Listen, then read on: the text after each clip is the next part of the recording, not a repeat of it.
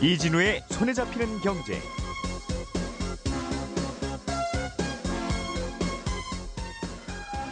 안녕하십니까, 이진우입니다. 손에 잡히는 경제가 뽑은 오늘의 숫자는 65조 원입니다.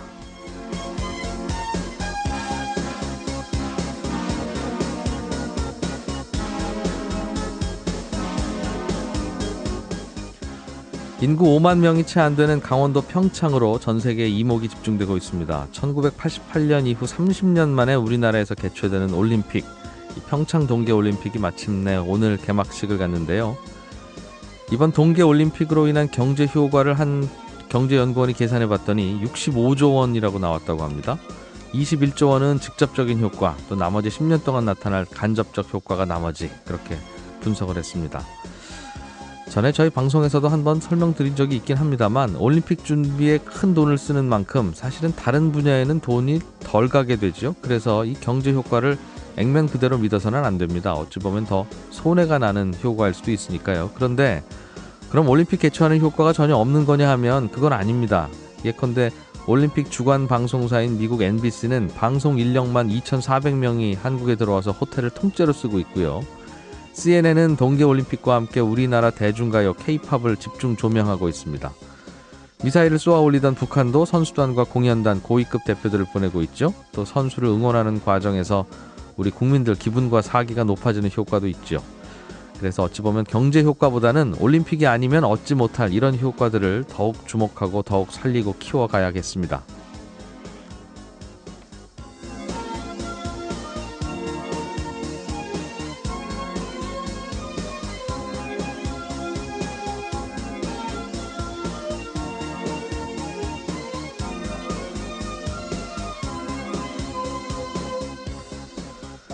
네, 2월 9일 손에 잡히는 경제입니다. 최저임금이 많이 올라서 어려운 영세 상인들이나 중소기업의 부담을 덜어주기 위해서 정부가 일자리 안정자금이라는 걸 마련해서 지원하고 있는데요. 이 지원 대상이 조금 더 넓어졌다고 합니다. 잠시 후에 고용노동부 관계자 연결해서 이 내용 자세히 들어보겠고요. 한 청취자께서 자동차 살 때 왜 블랙박스는 옵션으로 선택을 못하게 합니까? 왜 따로 사야 됩니까? 이런 질문 주셨어요. 그 이유는 오늘 친절한 경제에서 풀어드리겠습니다. 광고 잠깐 듣고 오겠습니다.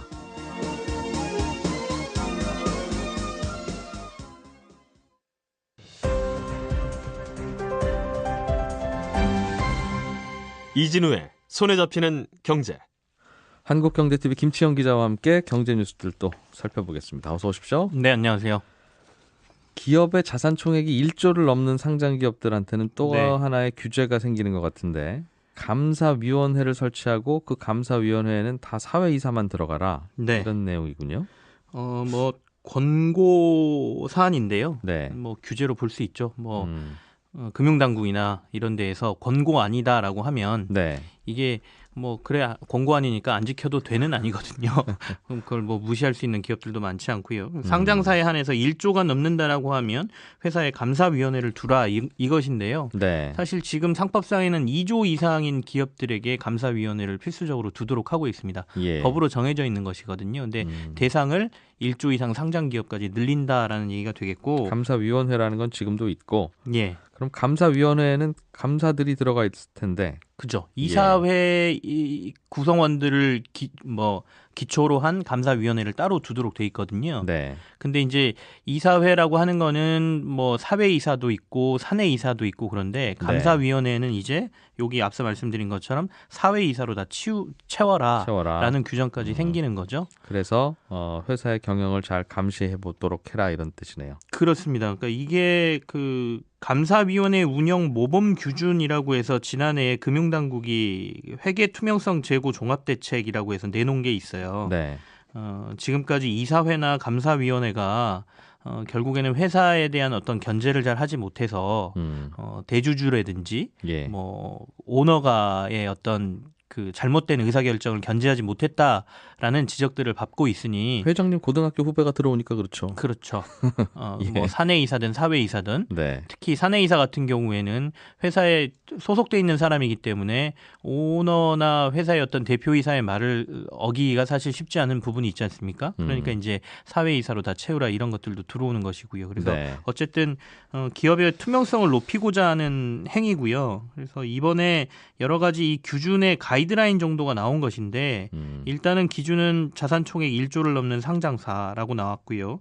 그리고 사회이사로 전부 감사위원회는 채워라라고 나왔고 감사위원회 구성은 최소 3인으로 한다라는 내용이 지금 나와 있고요. 아울러 감사위원은 주주총회에서 선임하도록 하고 최소 1명 이상은 이사 선임 안건과 분리해 별도로 의결해라 라고 돼 있고 분기별로 최소 한 차례 이상 회의를 개최하도록 권고하고 있습니다. 사회이사가 유명무실하게 작동하는 이 문제를 해결할 방법이 저는 아이디어가 있어요. 어떤 건가요? 일단은 사회이사를 할 만한 분들을 풀을 만들어서 추첨을 해서 넣는 겁니다. 그러니까 사회이사를 회장님이 고등학교 후배들 중에 뽑으니까 그 누구를 뽑든 뭘 어떻게 하든 항상 안 움직이기 때문에 누가 사회이사로 오게 될지를 대주주는 모르게 만드는 게 하나고요.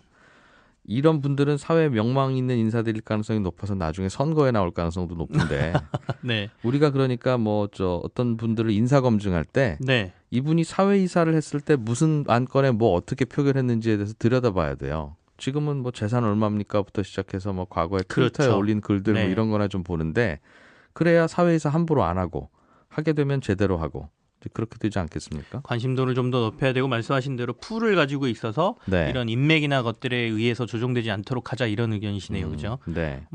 굉장히 좋은 아이디어고 지금 현재는 이 사회이사들이 어떤 한 건에 찬성하고 했는지에 대해서는 사실 상장회사들 같은 경우에는 지배구조연구원이라는 데에서 분석을 해서 공시를 하고 있는데 많은 분들이 거기에 대해서 관심이 별로 없습니다. 그래서 그 회사에 투자한 주주들도 이런 데에 좀 관심을 많이 도록 하는 것도 필요할 것 같고요. 지금 기관 투자자들이 그런 데에 있어서의 견제 역할을 하라고 스튜어드십 코드라는 걸 또 도입하고 활성화시키려고 하고 있지 않습니까? 그러니까 이런 전반적인 것들이 이제는 예전처럼 대주주가 어떤 강력한 권한을 행사하면서 회사를 좌지우지할 수 있는 그런 기업의 모습보다는 균형점을 찾아가는 기업으로 만들겠다라는 게 이번 금융정책의 핵심 쪽인 것 같습니다. 기업들의 브랜드 사용 수수료라고 하는 게 논란거리가 되고 있군요. 그렇습니다. 예를 들면 LG그룹 하면 LG와 관련된 계열사들이 다 앞에다 LG를 달고 삼성 하면 삼성을 달고 다는데 그 LG나 삼성이라는 브랜드가 누구 소유인지 그리고 소유권이 있는 쪽한테 브랜드 수수료, 그러니까 일종의 로열티죠. 그렇습니다. 이걸 얼마를 내야 되는지 이걸 가지고 좀 논란인 모양이에요. 이런 논란은 사실 어제 오늘 일은 아니에요. 예전에도 이것과 관련돼서 이렇게 해석했다가 또 반대로 해석했다 이런 일들이 좀 있었거든요. 근데 최근에 다시 논란이 되는 이유는 공정거래위원회가 이 브랜드 수수료를 통한 재벌 총수 일가의 사익 편취 행위를 규제할 방침이다 이렇게 밝히면서 지금 논란이 좀 되고 있고요. 그래서 공정위 쪽에서 실제로 대기업들, 그러니까 자산이 많은 기업들이 브랜드 수수료를 얼마나 받고 있는지에 대해서 자료를 공개를 했습니다. 2016년도 기준으로요. 2조 원 이상 대기업 집단의 대표 회사 중에 브랜드 수수료를 받는 기업 20개를 대상으로 조사를 해보니 밑에 계열사들 277개의 계열사들로부터 9,314억 원을 받았더라. 그러니까 거의 1조 원의 브랜드 수수료를 받았더라 이것이거든요. 근데 사실 브랜드 수수료를 받은 것은 법적으로 문제가 안 됩니다. 받도록 돼 있거든요. 또 그러니까 정당한 브랜드에 대한 값어치를 받는 거니까. 근데 이제 공정위에서 지적한 것은 이런 것들이 대부분 대주주의 지분율이 높은 회사 쪽으로 브랜드 수수료가 모여가서 지주회사들이 다 가져가죠. 일반적으로. 그래서 결국에는 아까 말씀드린 것처럼 대주주의 어떤 사익 편취라고 표현을 했지만 이익을 높이는데 브랜드 수수료를 이용하고 있다는 의구심을 보낸 거예요. 그래서 여기와 관련돼서는 앞으로 얼마나 브랜드 수수료를 받고 몇 %를 받고 있고 이런 것들까지 상세하게 공개를 하도록 하겠다라고 이제 공정위가 얘기를 하면서 논란이 좀 되고 있는 상황인 거죠. 이게 지주회사 같은 경우에는 대개 지주회사 체제로 바꾸면 맨 꼭대기에 회장님이 있고 그렇습니다. 그 회장님이 지배하는 지주회사가 있고 그 지주회사 아래에 이제 모든 계열사들이 그렇게 병렬식으로 모여 있는 거 아니겠습니까? 그리고 그 계열사들이 브랜드 수수료라고 하는 걸 이제 지주회사에다 지불을 하죠. 주죠. 지주회사는 사실은 사업을 별로 안 하는 그냥 정말 지주이기만 하는 회사이기 때문에 사실상 그 브랜드 수수료가 그 지주회사의 상당 부분의 수입을 차지하고 그렇습니다. 그게 회장님이 갖고 있는 지주회사의 가치를 이제 움직인다는 거죠. 그래서 저도 걱정스러운 게 회장님이 이 지주회사 가치를 높이고 싶으면 야 브랜드 수수료 저 5%씩 더 내. 그러면 되고 아들 딸한테 물려줄 때가 되면 그 지주회사 가치를 떨어뜨려야 될 거 아니겠습니까? 그래야 상속세가 줄어드니까 오늘부터 10년 동안 브랜드 수수료 면제. 그럼 또 기업 가치가 떨어지게 되고 글쎄요. 그러면 또 충분히 말씀하신 대로 그렇게 이용할 가능성도 있고, 네. 그래 왔다라는 부분도 조금은 있고요. 그래서 이제 공정위 쪽에서는 이것과 관련돼서도 눈여겨 보겠다라는 얘기인데요. 근데 이제 말씀하신 것처럼 지주회사의 수익은 지분을 갖고 있는 회사들의 이익에서 일부를 가져오죠. 지분법에 의해서 가져오죠. 예. 그리고 이제 브랜드 수수료를 받는 게 대부분이어서 조사한 자료들을 보면 특히 LG 같은 경우에 전체 지주회사의 수익 당기 순이익의 70% 정도가 이 브랜드 수수료라고 나오거든요. 네. 그러니까 이제 어떤 게 적정하냐, 가격을 그럼 얼마를 받아야 되느냐. 이 부분에 대한 논란이 좀 심해지는 겁니다. 그리고 LG라는 브랜드는 물론 LG의 지주회사가 소유하고 있을 수는 있는데 형식적으로 네. LG전자가 TV 냉장고 광고하는 과정에서도 LG 브랜드 광고가 저절로 되잖아요. 그거는 그렇습니다. LG전자 돈으로 한 건데 왜 수수료를 그 위에 있는 지주회사가 다 일방적으로 가져갑니까? 아니면 LG전자 광고할 때 광고비를 좀 대주시든가.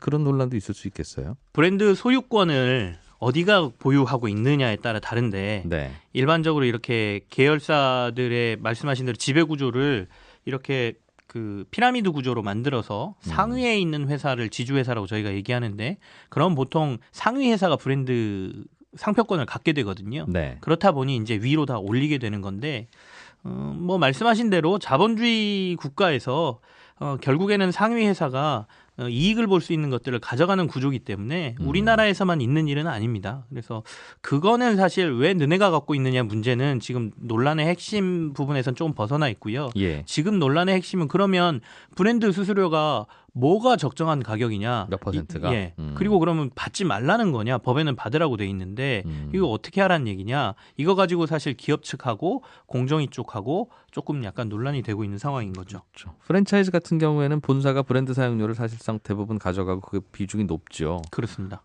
그런데 그 대신 광고를 본사가 하잖아요. 네. 근데 이 우리나라 지주회사의 브랜드 수수료는 광고도 다 계열사 돈으로 하고 그냥 본사는 가만히 있으면서 수수료만 받으니까 이게 이상하지 않느냐라는. 네, 그 부분 분명히 지적하실 만합니다. 근데 네. 재밌는 거는요.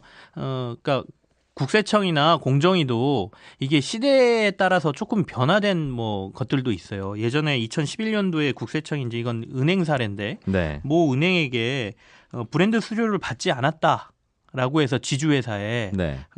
부당한 자회사에 대한 부당 지원이다 이렇게 얘기를 했거든요.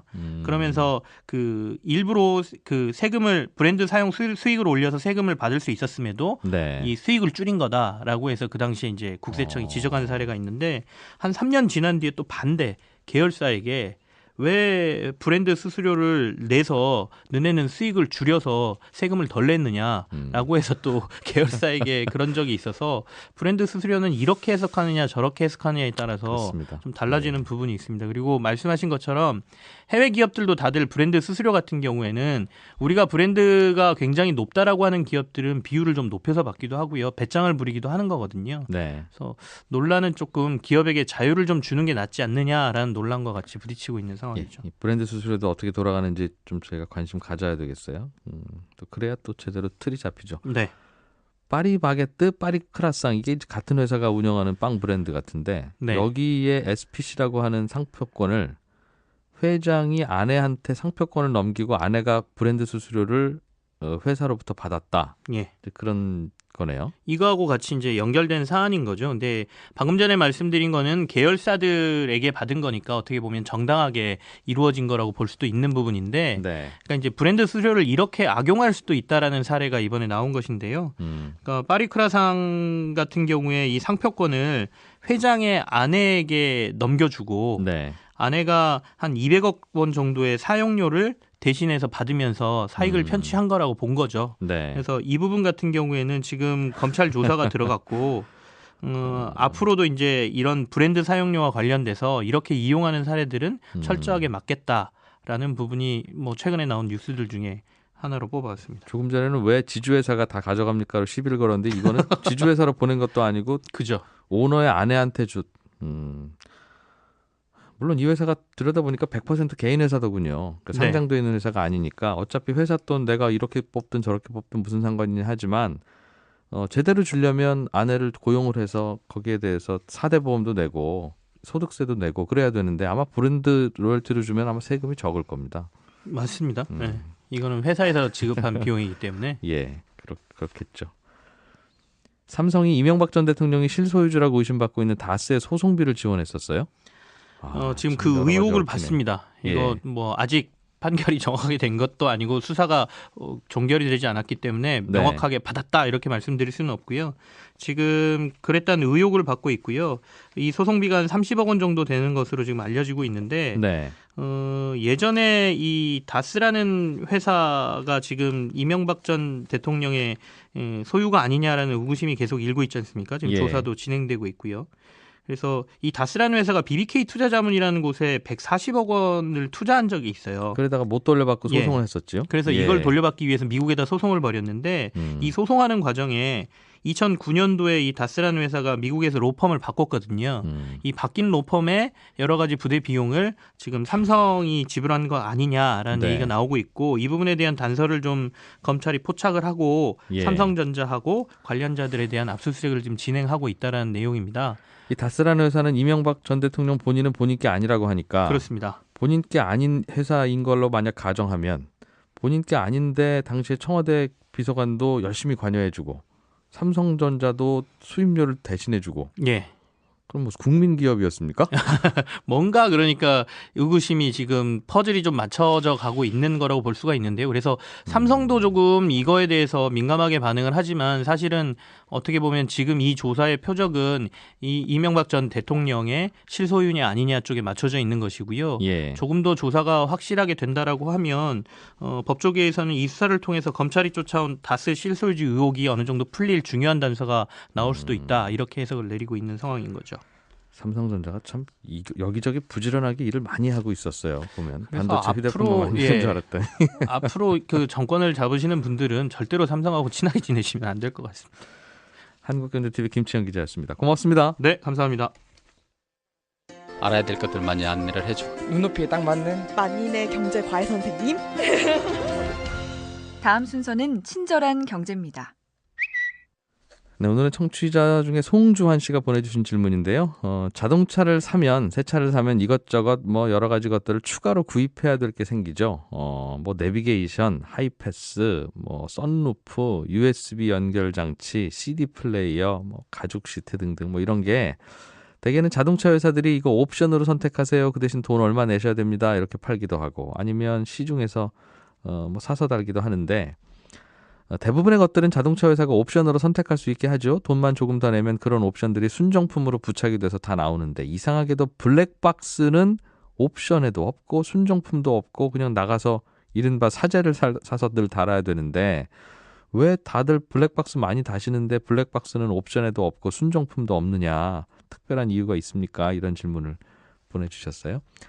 차를 살 때 블랙박스가 아예 옵션으로 달려나오면 편하겠는데 왜 따로 사서 달아야 되느냐 이 질문에 대한 답은 뭐 그렇게 블랙박스를 달아서 팔면 소비자 입장에서는 좋긴 한데 그러면 블랙박스 만들어 파는 회사들 중소기업들이 대부분 문을 닫겠죠. 자동차 회사에 납품하는 회사 한두 곳만 살아남아서 부자가 되는 그런 구조가 되는데 그럼 또 대기업이 중소기업 생태계 무너뜨렸다는 비판도 예상되지 않습니까? 그래서 블랙박스는 자동차 회사가 직접 만들지 말고 순정품도 만들지 말고 옵션도 달지 말고 여러 중소업체들이 그냥 시장에서 팔게 하고 소비자들은 그거 사게 하자 이런 취지로 블랙박스는 순정품이 없습니다. 이게 블랙박스가요 중소기업 적합업종으로 지금 지정이 되어 있어서 고추장, 막걸리, 단무지, 순대 뭐 이런 것도 역시 중소기업 적합업종이고요. 그래서 대기업이 이 시장 들어오는 걸 자제하도록 권고하고 있습니다. 법에는 자제하도록 권고하고 있는데 못 들어오는 거죠. 우리나라에서는. 대기업이 만들면 사실은 모든 물건 다 만들 수 있는 거지만 대기업이 들어오지 않도록 이런저런 사회적 압력이 가해지고 있어서 블랙박스가 그중에 한 품목입니다. 그래서 대기업인 자동차 회사들이 블랙박스를 직접 만들어서 옵션으로 달거나 하지 않습니다. 친절한 경제였습니다.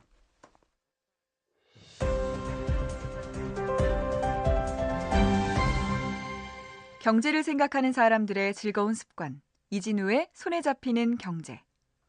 일자리 안정자금이라고 있죠. 올해 최저임금 인상률이 예년보다 좀 높아서 소상공인들이 부담을 많이 겪고 있다 해서 이걸 부담을 좀 덜어주려고 도입된 제도인데요. 3개월 전에 이게 처음 나왔을 때 뭔지 좀 저희도 같이 인터뷰해서 알아봤는데 이번에 신청 기준이 완화됐습니다. 그러니까 좀 더 많은 소상공인들이 이 일자리 안정자금이라는 걸 정부로부터 받아갈 수 있게 돼서요. 자세하게 좀 알아보려고 고용노동부의 최충훈 사무관을 전화로 연결했습니다. 안녕하십니까? 네, 안녕하십니까? 예, 일자리 안정자금이라는 게 직원 고용하고 있는 사장님들을 좀 도와주려는 자금으로 이해가 되는데 네, 그렇습니다. 이게 다 도와주는 건 아닐 거고 조건이 좀 있어야 되죠, 사장님들도? 네, 그렇습니다. 기본적으로 그 근로자가 30인 미만이어야 되고 예. 근로자의 보수가 190만 원을 넘지 않아야 됩니다. 네. 190만 원이면 근로자한테 네네. 지급되는 월급이 190만 원 넘으면 그 근로자 네네. 몫으로는 일자리 안정자금을 사장님한테 안 준다는 뜻 같은데 그렇습니다. 이 190만 원이라고 하면 근로자 통장에 찍히는 월급 이 실수령액 기준이에요? 아니면 세해 전으로 190만 원입니까? 네, 기본적으로 근로자가 받는 보수 총액을 기준으로 하는데 그중에서 각종 비과세 소득이 있습니다. 점심값, 뭐 차량 운영비 뭐 이런 거죠. 그렇습니다. 예, 10대나 자가 운전 보조비, 연장 야간 휴일 근로 수당 등이 대표적으로 비과세 수당으로 네. 그 수당은 제외하고 190만 원 미만이면 지원하고 있습니다. 그 190만 원에서 우리는 세금 떼고 월급 통장으로 들어오는 거죠? 네, 그렇습니다. 그 말씀은 세해 전으로 그러니까 비과세 소득을 제외한 세해 전으로 190만 원이 안 되는 근로자들에게 준다. 네, 그렇습니다. 예. 그렇게 쉽게 이해하시면 될 것 같습니다. 그렇군요. 알겠습니다. 그런데 그럼 그거 해봤더니 기존에 190만 원을 살짝 넘어서 신청하지 못한 분들이 꽤 있다고 해요. 당연하겠죠. 그쪽에 월급들이 많이 몰려 있으니까. 그런데 네, 앞으로는 그렇습니다. 이걸 좀 확대한다는 말씀이십니까? 네, 그렇습니다. 저희가 지금 현장의 목소리를 들어보니까 연장 야간 휴일 근로 수당 등이 많아서 네. 190만 원을 넘어가서 지원을 받지 못한다는 얘기가 많이 있었습니다. 그래서 저희가 이번에 그 소득세법 시행령을 개정을 통해서 연장 야간 휴일 근로 수당을 연간 240만 원, 네. 월로 따지면 20만 원 정도를 제외하고 190만 원 미만이면 지원을 받을 수 있도록 해서 대상이 확대되도록 했습니다. 그러면 지금은 연장 근로수당을 받는 분들은 그것도 비과세 소득이 아니라 과세 소득으로 네네. 잡혀서 네네. 야근 많이 하시는 분들은 어쩌다 보면 190만 원 넘어간 경우가 많았다 이 말이군요. 그렇습니다. 그래서 저희가 이번에 연장 야간 휴일 근로 수당이 기존에는 제조업의 생산직 근로자만 비과세 대상이었는데 일반 서비스, 판매, 단순 노무직까지 네. 확대해서 보다 많은 사람이 혜택을 받을 수 있도록 했습니다. 알겠습니다. 그러면 월급 봉투에서 각종 비과세 소득은 일단 다 빼는 거고 무조건 점심값, 뭐 자가 네네. 운영 보조비 등등 이런 건 다 빼고 네네. 그리고 연장 근로수당을 받으셨다면 그 중에서 20만 원도 빼고 네, 그렇습니다. 그리고 나서 남는 돈이 세전으로 190만 원이 안 넘으면 미만이면 예, 네, 그렇습니다. 그러면 지원을 주시겠다 받을 이 말이군요. 일자리 안정자금을. 네, 그렇습니다. 예. 그러면 그거는 나 그렇게 계산할 거면 지난 1월 달 월급 다시 한번 계산해 보면 난 대상이 되네. 이런 상황이면 소급해서도 주십니까? 네, 저희가 지금 소득세법 시행령이 2월 13일 날 예. 개정이 확정될 예정입니다. 예. 2월 13일 이후에는 저희가 신청을 받고 신청을 하신 분들에 대해서는 1월분부터 다 소급해서 불이익이 없도록 할 예정입니다. 예. 지금 이게 일자리 안정자금이 지난달부터 주시기 시작한 걸로 지급되기 시작한 네. 걸로 이해가 알고 있는데 네네. 이거는 그달치 받아가야 돼요? 아니면 올해 한 연말쯤 돼서 한 10개월치 한꺼번에 주세요도 가능한 겁니까? 저희가 기본적으로는 1월달 임금을 지급하고 나서 신청을 받고 예. 1월분부터 매월 자동으로 지급을 할 예정입니다. 네. 다만 생업에 바쁘거나 이 제도를 조금 늦게 알아서 늦게 신청하시는 분들의 불이익이 없도록 나중에 신청하셔도 네. 1월분부터 다 소급해서 저희가 지원할 예정입니다. 그러면 뭐 당장 여윳돈이 없어서 직원 월급 주기가 빡빡하신 분들이야 당장 신청하시는 게 좋겠으나 네네. 꼭 그렇지 않은 분들은 뭐 연말이나 혹은 뭐 내년이나 이 제도 없어지기 전에만 신청하면 되는 거군요. 그래서 저희가 이게 예산 사업이다 보니까 예. 기본적으로 예산이 소진되거나 예. 이랬을 때는 또 지원이 어려운 부분이 있어서 물론 아. 나중에 신청하셔도 저희가 다 지원을 해드리겠지만 네. 최대한 빠른 시일 안에 신청을 하셔서 네. 연중 1회만 신청하면 예. 저희가 매월 그 다음부터는 자동으로 지급하고 주니까. 있기 때문에 알겠습니다. 빠른 혜택을 좀 많은 분들이 받으셨으면 합니다. 예. 그래요. 정부 입장에서도 이거 얼른 써서 또 경기 좀 돌리려고 하는 돈인데 자꾸 나중에 받아갈래요 하면 당연히 신경 쓰이시겠지만 이게 혹시 그러면 나중에 예산 떨어지고 나면 대상자라도 안 주는 겁니까? 아니면 주긴 주는 겁니까? 그 부분은 저희가 기본적으로는 지금 올해 예산이 편성된 범위 내에서 하다는 것을 말씀을 드리고요. 예. 네. 집행 사항이나 이런 것들을 봐가면서 저희가 조금 추가적으로 검토를 해야 될 사항으로 보입니다. 알겠습니다. 이거는 받으러 가려면 지난번에 주민센터 가서 물어보면 안내해 준다고 하던데 그것은 변함없습니까? 네, 그렇습니다. 가까운 주민센터, 사회보험 사무공단, 예. 고용센터, 그리고 저희 일자리 안정자금 홈페이지를 통해서 쉽게 신청하실 수 있습니다. 네. 직원 중에 이 요건에 해당하는 직원들이 몇 명 있는지 그 숫자 곱하기 얼마 해서 주시는 방식이죠? 네, 그렇습니다. 예. 해당 근로자 1인당 최대 13만 원씩 지원하고 있습니다. 알겠습니다. 이게 과거에는 요런 직종만 됩니다였다가 직종도 확대됐다는데 이건 어떻게 달라진 겁니까? 제가 서두에 좀 말씀드렸듯이 그 제조업의 생산직 근로자들만 연장 야간 휴일 근로 수당이 비과세 대상이었는데 저희가 제조업만이었는데 이번에 조금 범위를 넓혀서 식당 종업원, 편의점 판매원, 주유소 주유원, 청소 경비원 이런 분들까지도 연장 야간 휴일 근로 수당을 비과세 혜택을 드림으로써 네. 지원을 더 많이 받을 수 있도록 했습니다. 그러니까 이분들도 시간당 급여 얼마 해서 거의 저 최저임금 근처로 받는 분들이 많은데 왜 애초에는 제조업만 해주시기로 했었어요? 그건 소득세법 시행령 자체가 그렇게 돼 있어서. 그러니까 시행령이 왜 그렇게 되어 있냐는 질문입니다. 네. 시행령도 정부가 만드셨을 거 아니겠어요?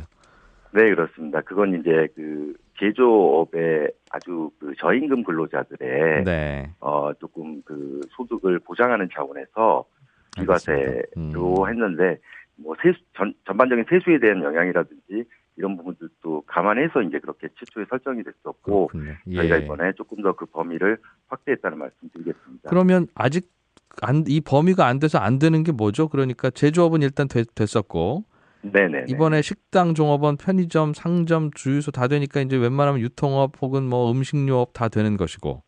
그렇습니다. 기본적으로 서비스 업종과 판매 업종, 그다음에 단순 노무 업종 등에서는 많은 분들이 혜택을 받을 수 있게 되었습니다. 그러면 안 되는 업종은 뭡니까? 예를 들면 그냥 뭐 중소기업들 중에는 무슨 사무를 보는 것도 있고 뭐 무역회사도 있고 뭐 무슨 다양한 업종이 있는데 그중에서 30명 이하고 직원은 오늘 말씀 주신 그 190만 원 이하의 급여를 받아가는 직원이 있으면 다 되는 거예요? 아니면 되는 업종이 또 여전히 있고 안 되는 업종도 있는 겁니까? 기본적으로 말씀 주신 대로 30인 미만이고 190만 원 미만의 근로자는 직종에 상관없이 다 적용이 됩니다. 예. 다만 190만 연장 야간 휴일 근로 수당 때문에 190을 넘는 근로자들은 아까 말씀드린 대로 이번에 확대된 직종에 대해서는 저희가 혜택을 드리고 다만 일부 사무직의 경우에는 그 연장 야간 휴일 근로 수당에 비과세 혜택은 아직 적용이 되지 않습니다. 그러니까 모든 근로자가 190만 원 이하면 그런 근로자가 30명 이하로 고용된 회사에 다니기만 하면 다 되는데 네, 그렇습니다. 오늘 이번에 새로 확대하신 그 연장 야간 근로수당도 한 달에 20만 원까지는 빼드릴게요라고 하는 요 혜택은 제조업하고 오늘 말씀하신 가게나 식당이나 뭐 여러 가지 통신 판매 등등 이런 업종만 가능하다.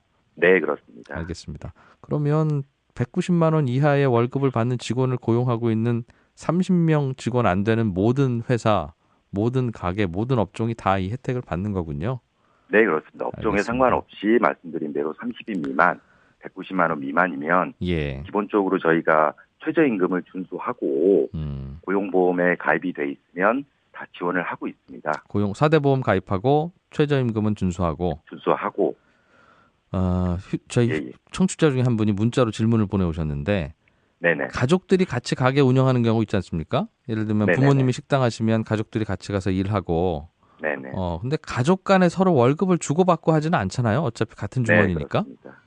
그러면 4대 보험도 가입이 안 돼 있을 가능성이 높은데 급여가 없으니까요. 그럼 그런 경우에도 지원금이 나옵니까? 아니면 이거는 급여 파악이 정확히 안 되니까 안 준다가 원칙입니까? 저희가 일자리 안정자금은 기본적으로 사업주와 배우자, 사업주의 직계 좀비속, 그러니까 아들, 딸, 부모님 경우에는 기본적으로 말씀 주신 대로 경제 공동체의 개념, 어떤 월급을 주고받는 일반 근로자의 개념과 좀 달라서 네. 지원에서 제외하고 있습니다. 아, 그래서 빼는군요. 가족만으로 운영되는 사업주는 저희가 지원 대상이 되지 않습니다. 알겠습니다. 이건 근로자 본인이 신청하는 건 아니라 고용하는 사장님들이 신청하는 거죠? 네, 그렇습니다. 그 주민센터에 가서 알아보면 된다고 하셨고, 주민센터 말고 뭐 인터넷이나 전화로 확인하고 신청할 수 있는 방법은 아직은 없나 보군요.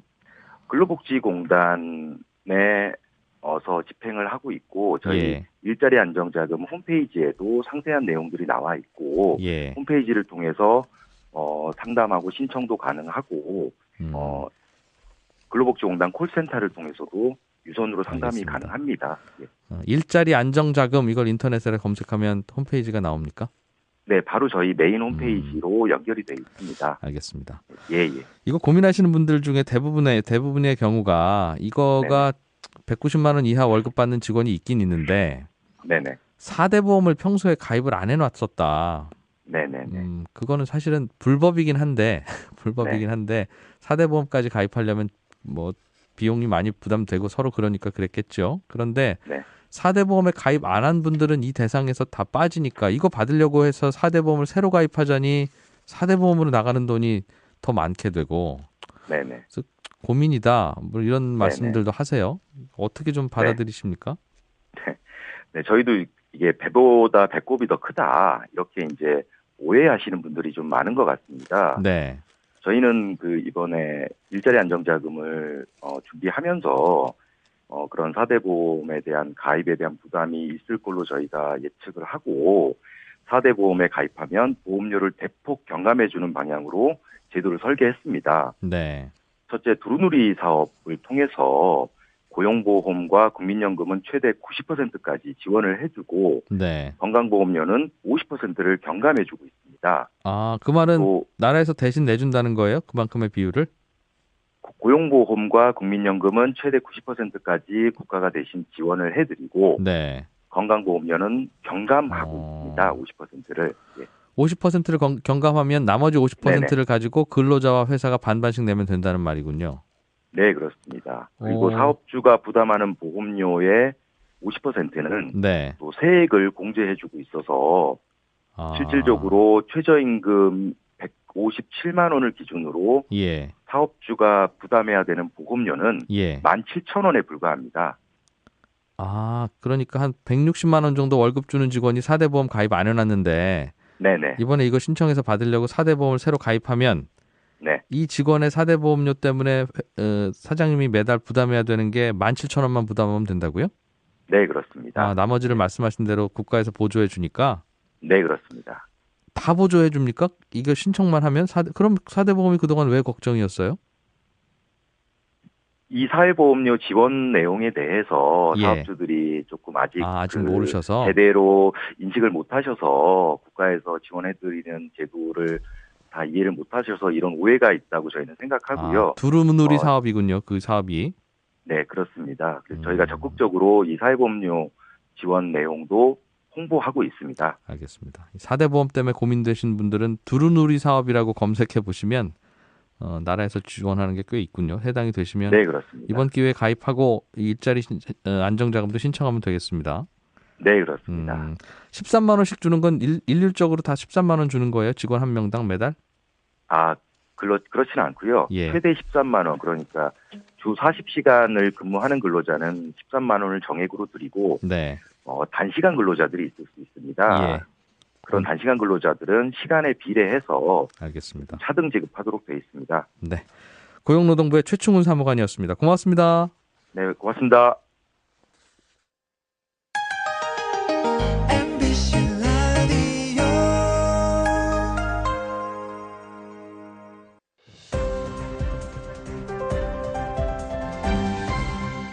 이진우의 손에 잡히는 경제.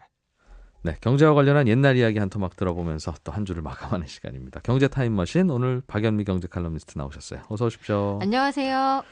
일제강점기의 서울. 이게 일제강점기에도 어두운 시절이긴 했습니다만 변화는 참 많았어요. 그러니까요. 이게 사람이 살아가는 그 과정이기 때문에 한쪽에서 치열하게 투쟁을 하는 와중에도 다른 한쪽에서는 음악을 듣고 신식 문물을 접하는 사람들이 있었습니다. 네. 손탁 호텔이라고 하는 게 이제 우리나라에서 처음 등장한 서양식 호텔인 겁니까?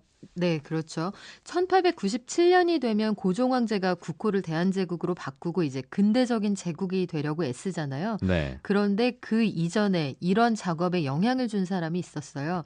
손탁 호텔은 1885년 초대 주한 러시아 공사 베베르를 따라서 왔던 그 수행단 중의 일원 손탁 여사가 만든 호텔인데요. 네. 손탁의 양식 저택이다 해서 손탁 양저 내지는 한성 빈관으로도 불렸습니다. 25년 동안 한국에 살았는데요. 국내부에서 외국인 접대 업무를 맡으면서 고종 또 명성황후와 친분이 깊었다고 알려져 있고요. 1895년에 그러니까 대한제국이 되기 이전이죠. 정동에 한옥을 한 채 하사받고 이걸 기반으로 손탁 빈관을 짓습니다. 헐고 여기 호텔 차렸군요. 그렇죠. 1902년이 되면 대한제국 정부가 아예 그 귀빈 접대를 맡기기도 해요. 사실은 예전에도 우리나라 어려웠을 때는 저도 그런 얘기 들었습니다. 그 외국에서 손님 찾아오면 묵게 할 만한 곳이 애매한데 네. 우리나라에서 제일 좋은 곳이 어디지 그러면 우리 뭐 어디 영빈관도 아니고 네. 호텔도 아니고 어디 이제 재벌가의 별장 같은 거라는 거죠. 그렇죠. 안가 이런 예, 곳들. 그럼 김 회장 이번에 두고 가는데 좀 며칠 묵게 좀 부탁해. 준비 좀 해. 뭐 이런. 네. 그랬다고요. 네. 예. 일제강점 이후의 경성의 모습 어떻게 좀 변화됐습니까? 쭉 나타난 것들이 눈에 띄는 게 어떤 게 있었어요? 네, 일단 그 일제가 조선 왕조의 물리적인 토대였던 도성 개념을 지우는데 그 애를 씁니다. 해서 1907년부터 소위 성벽위원회라는 걸 만들어서 그 동서남북 성곽을 허물기 시작해요. 그리고 격자형으로 도심을 재구성하고 그 경성의 범위를 크게 넓혀놓습니다. 네. 명목상 경성은 일본의 한 지방 도시로 격화되고요. 경성 인구의 20%가 일본인으로 구성이 됩니다. 아, 사실 생각해보니까 우리 서대문, 남대문, 동대문이 다 나머지는 성벽으로 둘러싸여 있을 그렇죠. 것 같은데 지금은 대문만 남아있는 게 그 담을 다 그때 허문 거죠. 순서대로. 그때군요. 강점기가 시작되면서 네. 엑스포도 뭐 열렸다고요? 이 일제강점기에? 어디서 우리 서울에서 열렸었습니까? 그렇죠. 일제강점기라는 게 우리 입장에서는 통한의 역사인데 그 일제의 입장에서는 자랑하고 싶은 역사였던 거예요. 우리의 힘을 과시하고 싶다 해서 네. 그 세계 만방에 알리는 계기로 삼는데 경복궁에서 2차례나 엑스포가 열립니다. 1915년에 조선물산 공진회라는 게 열리고요. 다시 한번 1929년이 되면 조선 박람회가 열리는데 그 1915년과 29년이죠. 이 두 번의 박람회가 열린 곳이 모두 경복궁이고 박람회를 통해서 궁이 완전히 훼손이 됩니다. 당시 박람회장의 그 안내 지도를 보면 궁을 측면에서 항공 촬영 각도로 그 촬영을 해놨는데 우리가 테마파크 지도 안내하듯이 네. 해서 뭐 화장실이면 이런 것도 굉장히 깨알같이 안내를 해요. 근데 이걸 그 다루는 느낌이 테마파크 내지는 동물원을 다루는 것과 비슷한 느낌을 줍니다. 네. 우리 입장에서는 기분 안 좋았겠어요. 굉장히 궁이라고 하는 게 상징성이 있는 네. 곳이어서 굳이 여기서 한 거죠. 그러니까 일본이 엑스포를 신사나 천황에 거쳐서 한다고 생각해 보면 그들도 네. 이게 웬 말이냐 했을 텐데. 실제로 이 시대에 남산에 신사가 있었어요. 일본이 세운. 예.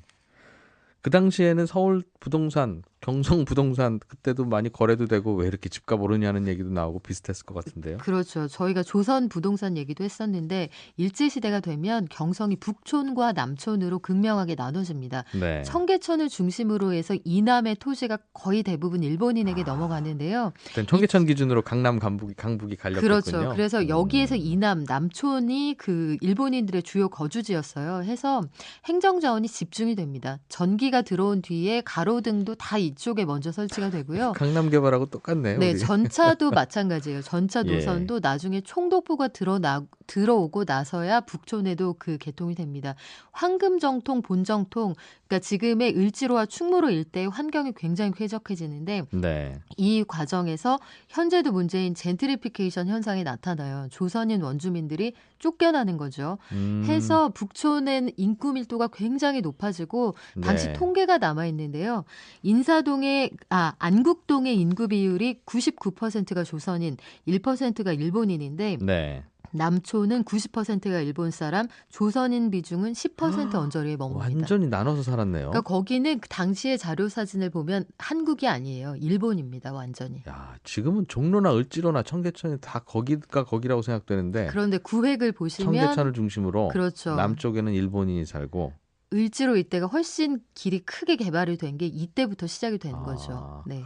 그럼 남쪽은 완전히 그러니까 일본촌이 되니까 상점도 다 일본 상점들이고 그랬겠네요. 거의 당시 사람들이 보기엔 별천지였을 텐데 생전 보도 듣도 못한 화려한 물건들이 눈길을 사로잡거든요. 지금으로 치면 명동 근처죠. 그렇죠. 그래서 조선 사람들이 조선 물건을 써야 한다. 그래서 처음에는 애국심에 호소를 하지만 나중에는 이 호기심과 선망을 이기지를 못해요. 해서 모리나가 밀크라든지 뭐 아지노모토 같은 건 현재도 존재하는 조미료. 브랜드잖아요. 예. 이런 것들이 공격적으로 한국 시장에 들어오고요.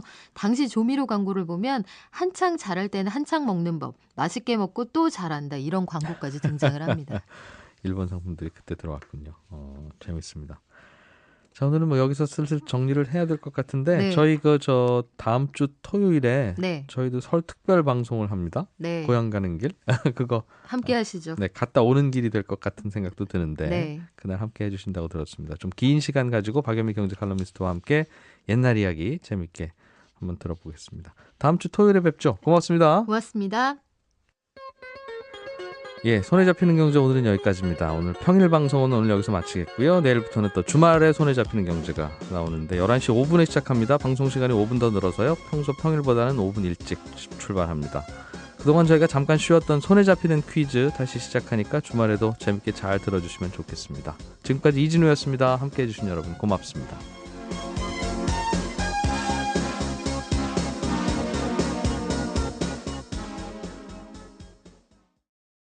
있는 것들을 가져가는 구조이기 때문에 우리나라에서만 있는 일은 아닙니다. 그래서 그거는 사실 왜 너네가 갖고 있느냐 문제는 지금 논란의 핵심 부분에선 조금 벗어나 있고요. 예. 지금 논란의 핵심은 그러면 브랜드 수수료가 뭐가 적정한 가격이냐. 몇 퍼센트가. 예. 그리고 그러면 받지 말라는 거냐. 법에는 받으라고 돼 있는데 이거 어떻게 하라는 얘기냐. 이거 가지고 사실 기업 측하고 공정위 쪽하고 조금 약간 논란이 되고 있는 상황인 거죠. 그렇죠. 프랜차이즈 같은 경우에는 본사가 브랜드 사용료를 사실상 대부분 가져가고 그 비중이 높죠. 그렇습니다. 그런데 그 대신 광고를 본사가 하잖아요. 네. 근데 이 우리나라 지주회사의 브랜드 수수료는 광고도 다 계열사 돈으로 하고 그냥 본사는 가만히 있으면서 수수료만 받으니까 이게 이상하지 않느냐라는. 네, 그 부분 분명히 지적하실 만합니다. 근데 네. 재밌는 거는요. 그러니까 국세청이나 공정위도 이게 시대에 따라서 조금 변화된 뭐 것들도 있어요. 예전에 2011년도에 국세청이 이제 이건 은행 사례인데 네. 모 은행에게 브랜드 수수료를 받지 않았다. 라고 해서 지주회사에 네. 부당한 자회사에 대한 부당 지원이다 이렇게 얘기를 했거든요. 그러면서 그 일부러 그 세금을 브랜드 사용 수익을 올려서 세금을 받을 수 있었음에도 네. 이 수익을 줄인 거다라고 해서 그 당시에 이제 국세청이 지적한 사례가 있는데 한 3년 지난 뒤에 또 반대 계열사에게 왜 브랜드 수수료를 내서 너네는 수익을 줄여서 세금을 덜 냈느냐라고 해서 또 계열사에게 그런 적이 있어서 브랜드 수수료는 이렇게 해석하느냐 저렇게 해석하느냐에 따라서 그렇습니다. 좀 달라지는 부분이 있습니다. 그리고 말씀하신 것처럼 해외 기업들도 다들 브랜드 수수료 같은 경우에는 우리가 브랜드가 굉장히 높다라고 하는 기업들은 비율을 좀 높여서 받기도 하고요. 배짱을 부리기도 하는 거거든요. 네. 그래서 논란은 조금 기업에게 자유를 좀 주는 게 낫지 않느냐라는 논란과 같이 부딪히고 있는 상황이죠. 이 브랜드 수수료도 어떻게 돌아가는지 좀 저희가 관심 가져야 되겠어요. 또 그래야 또 제대로 틀이 잡히죠. 네.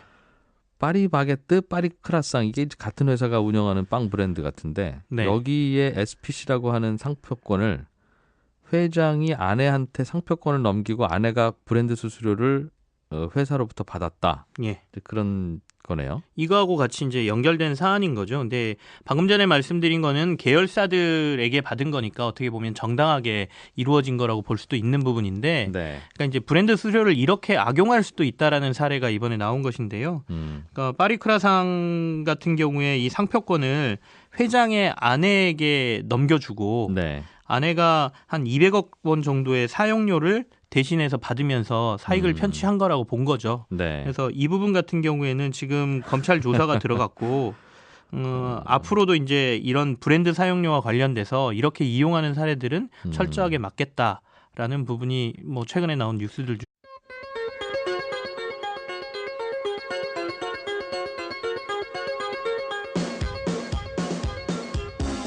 이진우의 손에 잡히는 경제.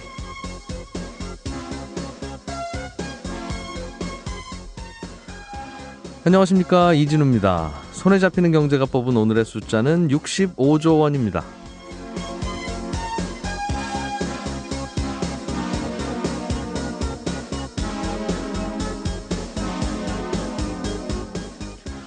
인구 5만 명이 채 안 되는 강원도 평창으로 전 세계 이목이 집중되고 있습니다. 1988년 이후 30년 만에 우리나라에서 개최되는 올림픽, 이 평창 동계올림픽이 마침내 오늘 개막식을 갖는데요.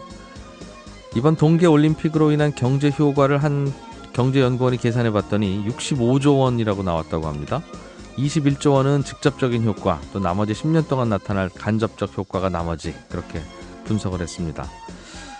전에 저희 방송에서도 한번 설명드린 적이 있긴 합니다만, 올림픽 준비에 큰 돈을 쓰는 만큼 사실은 다른 분야에는 돈이 덜 가게 되죠. 그래서 이 경제 효과를 액면 그대로 믿어서는 안 됩니다. 어찌 보면 더 손해가 나는 효과일 수도 있으니까요. 그런데 그럼 올림픽 개최하는 효과가 전혀 없는 거냐 하면 그건 아닙니다. 예컨대 올림픽 주관 방송사인 미국 NBC는 방송 인력만 2,400명이 한국에 들어와서 호텔을 통째로 쓰고 있고요. CNN은 동계올림픽과 함께 우리나라 대중가요 K-팝을 집중 조명하고 있습니다. 미사일을 쏘아 올리던 북한도 선수단과 공연단, 고위급 대표들을 보내고 있죠. 또 선수를 응원하는 과정에서 우리 국민들 기분과 사기가 높아지는 효과도 있죠. 그래서 어찌 보면 경제 효과보다는 올림픽이 아니면 얻지 못할 이런 효과들을 더욱 주목하고 더욱 살리고 키워가야겠습니다.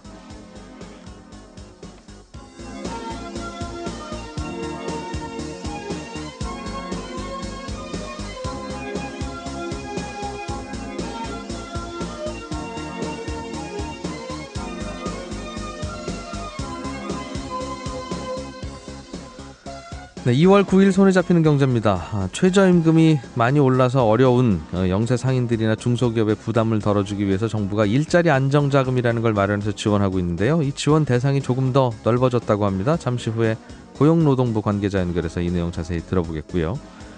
한 청취자께서 자동차 살 때 왜 블랙박스는 옵션으로 선택을 못하게 합니까? 왜 따로 사야 됩니까? 이런 질문 주셨어요.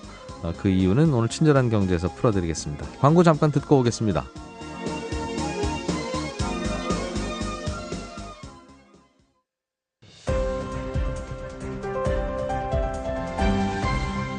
이진우의 손에 잡히는 경제. 한국인 겁니다. 그러니까 사회이사를 회장님이 고등학교 후배들 중에 뽑으니까 그 누구를 뽑든 뭘 어떻게 하든 항상 안 움직이기 때문에 네. 누가 사회이사로 오게 될지를 대주주는 모르게 만드는 게 하나고요. 이런 분들은 사회 명망 있는 인사들일 가능성이 높아서 나중에 선거에 나올 가능성도 높은데 네. 우리가 그러니까 어떤 분들을 인사 검증할 때 네. 이분이 사회이사를 했을 때 무슨 안건에 어떻게 표결했는지에 대해서 들여다봐야 돼요. 지금은 재산 얼마입니까부터 시작해서 과거에 트위터에 그렇죠. 올린 글들 네. 이런 거나 좀 보는데 그래야 사회에서 함부로 안 하고 하게 되면 제대로 하고 그렇게 되지 않겠습니까? 관심도를 좀 더 높여야 되고 말씀하신 대로 풀을 가지고 있어서 네. 이런 인맥이나 것들에 의해서 조종되지 않도록 하자 이런 의견이시네요. 그죠? 네.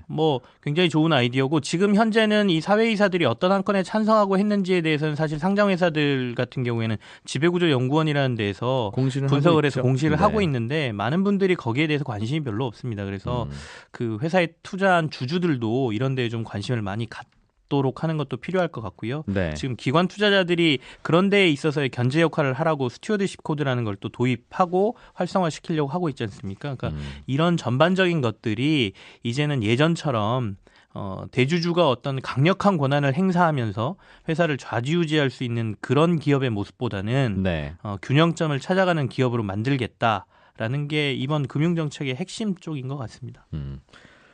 기업들의 브랜드 사용 수수료라고 하는 게 논란거리가 되고 있군요. 그렇습니다. 예를 들면 LG그룹 하면 LG와 관련된 계열사들이 다 앞에다 LG를 달고 네. 삼성 하면 삼성을 다는데 그 LG나 삼성이라는 브랜드가 누구 소유인지 그리고 소유권이 있는 쪽한테 브랜드 수수료, 그러니까 일종의 로열티죠. 그렇습니다. 이걸 얼마를 내야 되는지 이걸 가지고 좀 논란인 모양이에요. 이게 이런 논란은 사실 어제 오늘 일은 아니에요. 예전에도 이것과 관련돼서 이렇게 해석했다가 또 반대로 해석했다 이런 일들이 좀 있었거든요. 네. 근데 최근에 다시 논란이 되는 이유는 공정거래위원회가 이 브랜드 수수료를 통한 재벌 총수 일가의 사익 편취 행위를 규제할 방침이다. 이렇게 밝히면서 지금 논란이 좀 되고 있고요. 그래서 공정위 쪽에서 실제로 대기업들, 그러니까 자산이 많은 기업들이 브랜드 수수료를 얼마나 받고 있는지에 대해서 자료를 공개를 했습니다. 예. 2016년도 기준으로요. 2조 원 이상 대기업 집단의 대표 회사 중에 브랜드 수수료를 받는 기업 20개를 대상으로 조사를 해보니 밑에 계열사들 277개의 계열사들로부터 9,314억 원을 받았더라. 그러니까 거의 1조 원의 브랜드 수수료를 받았더라 이것이거든요. 네. 근데 사실 브랜드 수수료를 받은 것은 법적으로 문제가 안 됩니다. 받도록 돼 있거든요. 또 네. 그러니까 정당한 브랜드에 대한 값어치를 받는 거니까.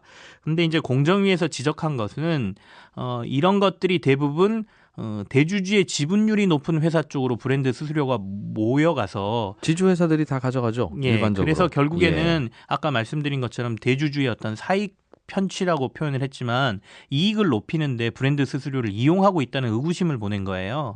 그래서 여기와 관련돼서는 앞으로 얼마나 브랜드 수수료를 받고 몇 %를 받고 있고 이런 것들까지 상세하게 공개를 하도록 하겠다라고 네. 이제 공정위가 얘기를 하면서 논란이 좀 되고 있는 상황인 거죠. 이게 지주회사 같은 경우에는 대개 지주회사 체제로 바꾸면 맨 꼭대기에 회장님이 있고 그렇습니다. 그 회장님이 지배하는 지주회사가 있고 그 지주회사 아래에 이제 모든 계열사들이 그렇게 병렬식으로 모여 있는 거 아니겠습니까? 그리고 그 계열사들이 브랜드 수수료라고 하는 걸 이제 지주회사에다 지불을 하죠. 주죠. 네. 지주회사는 사실은 사업을 별로 안 하는 그냥 정말 지주이기만 하는 회사이기 때문에 사실상 그 브랜드 수수료가 그 지주회사의 상당 부분의 수입을 차지하고 그렇습니다. 그게 회장님이 갖고 있는 지주회사의 가치를 이제 움직인다는 거죠. 그래서 저도 걱정스러운 게 회장님이 이 지주회사 가치를 높이고 싶으면 야 브랜드 수수료 저 5%씩 더 내. 그러면 되고 아들 딸한테 물려줄 때가 되면 그 지주회사 가치를 떨어뜨려야 될 거 아니겠습니까? 그래야 네. 상속세가 줄어드니까 오늘부터 10년 동안 브랜드 수수료 면제. 그럼 또 기업 가치가 떨어지게 되고. 글쎄요. 그러면 또 충분히 말씀하신 대로 그렇게 이용할 가능성도 있고, 네. 그래 왔다라는 부분도 조금은 있고요. 그래서 이제 공정위 쪽에서는 이것과 관련돼서도 눈여겨 보겠다라는 얘기인데요. 근데 이제 말씀하신 것처럼 지주회사의 수익은 지분을 갖고 있는 회사들의 이익에서 일부를 가져오죠. 지분법에 의해서 가져오죠. 예. 그리고 이제 브랜드 수수료를 받는 게 대부분이어서 조사한 자료들을 보면 특히 LG 같은 경우에 전체 지주회사의 수익 단기 순이익의 70% 정도가 이 브랜드 수수료라고 나오거든요. 네. 그러니까 이제 어떤 게 적정하냐, 가격을 그럼 얼마를 받아야 되느냐, 이 부분에 대한 논란이 좀 심해지는 겁니다. 그리고 LG라는 브랜드는 물론 LG의 지주회사가 소유하고 있을 수는 있는데 형식적으로 네.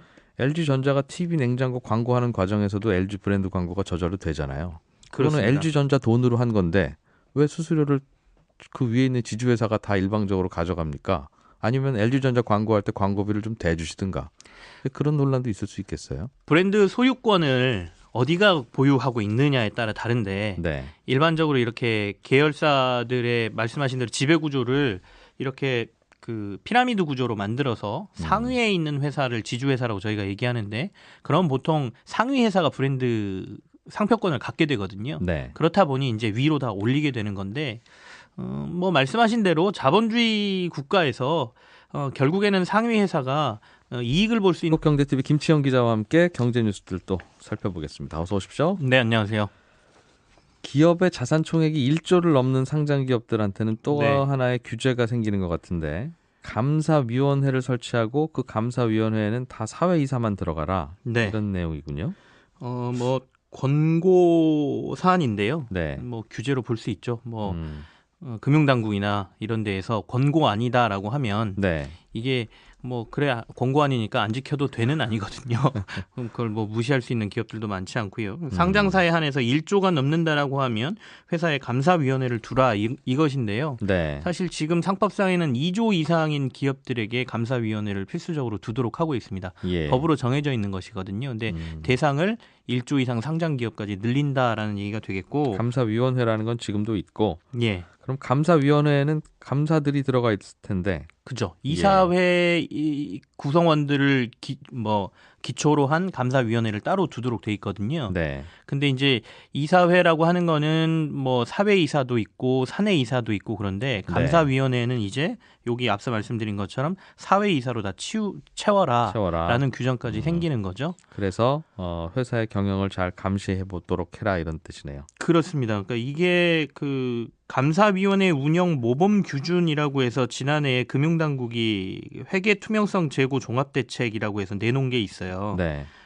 지금까지 이사회나 감사위원회가 결국에는 회사에 대한 어떤 견제를 잘 하지 못해서 대주주라든지 예. 뭐 오너가의 어떤 그 잘못된 의사결정을 견제하지 못했다라는 지적들을 받고 있으니 회장님 고등학교 후배가 들어오니까 그렇죠. 그렇죠.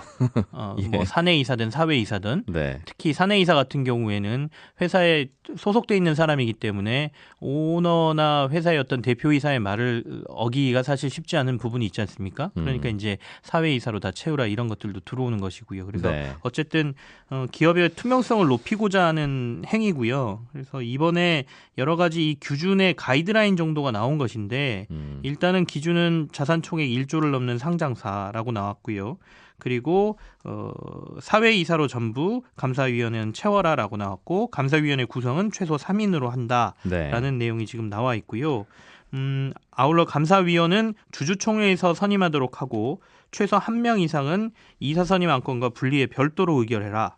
라고 돼 있고 분기별로 최소 한 차례 이상 회의를 개최하도록 권고하고 있습니다. 사회이사가 유명무실하게 작동하는 이 문제를 해결할 방법이 저는 아이디어가 있어요. 어떤 건가요? 일단은 사회이사를 할 만한 분들을 풀을 만들어서 추첨을 해서 넣는